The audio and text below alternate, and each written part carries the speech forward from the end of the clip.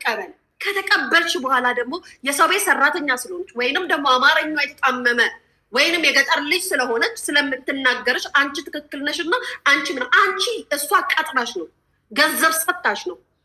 ማነሽ አንቺ? ቂጥሽን ስላገላበጥሽ ወይ ደግሞ ቁጭ ብለሽ እንደዚህ ምናምን ተሽከርካሪ ወንበር ላይ ስለተቀመጥሽ አንቺ ልትመጻደቂ አትሺም። ማነሽ?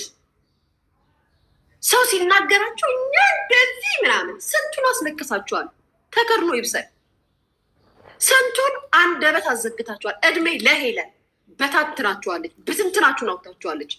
ክሬዲቷን መቼም አንወስድም። መቼም እድሜ ለሄለን እንደዛ ስትመጻደቁበት የነበረው እንደዛ ተሰብስባችሁ ተደራጅታችሁ አንዷን በግሩፕ ያው ልክ እንደምታደርጉት የምታደርጓችሁ ይሄ መረባችሁን ብትስ አርጋላችኋለች። ስንቷ የማዳም ቤት ሴት ስታለቅስ ነበረ። ስንቷ ማለት ነው። ምንም አታምጡ። ዱባይ ላይ ሰው መሳደብ አይቻልም፣ ህግ ወጥቷል፣ እንደዚህ ሆኗል። እንደናንተ አይነቱ ቢሰደብ ምን ይገርማል ታዲያ?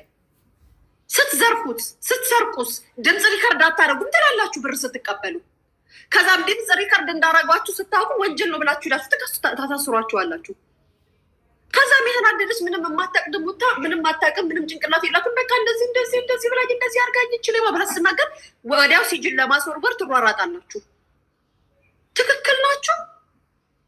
ሰው ሲናገራችሁ እነሱ እንደዚህ ብለው ምናምን ህሊናችሁን እንዳይከብዳችሁም ለራሳችሁ ስራ ከሆነ በስራሽ ከሆነ ከሰራው ማግኘት አለብኝ። ከሰራው መከፈል ኦፍኮርስ በነፃ አልሰራም።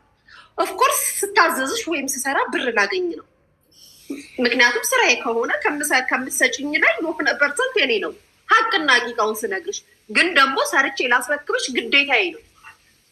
ግዴታ እንደሆነ ደግሞ ስነግርሽ አንቺ ስሜን አጥፍተሽ አንቺን ባልሽን ሰዓት ማድረግ ካልቻልሽ ገንዘቡን መመለስ ግዴታሽ ነው።